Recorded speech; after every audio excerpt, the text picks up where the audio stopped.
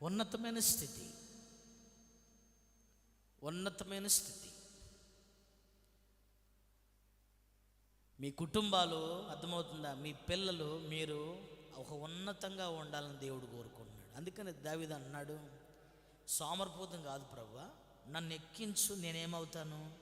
ఎక్కించనే మాటకు అర్థమైంది, నాకు అన్నీ చెప్పు. ప్రతి శనివారం, ప్రతి ఆదివారం మా అయ్యగారి ద్వారా అన్నీ చెప్పు, నేను ఎలా ఉండాలో. నువ్వు అలా చెప్పుకుంటూ వచ్చినావు అనుకో, నేను ఎక్కుతాను.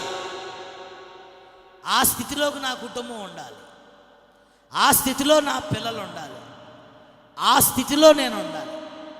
కానీ ఇక్కడ ఇంకోటి కూడా చెప్తున్నాను, కొంతమందిని ఆల్రెడీ దేవుడు ఉన్నతమైన స్థితిలో ఉంచాడు, కానీ దిగజారిపోతున్నారు. చూసుకోవాలి మీరు. ఏమైపోతున్నారు? దిగిపోతున్నారు.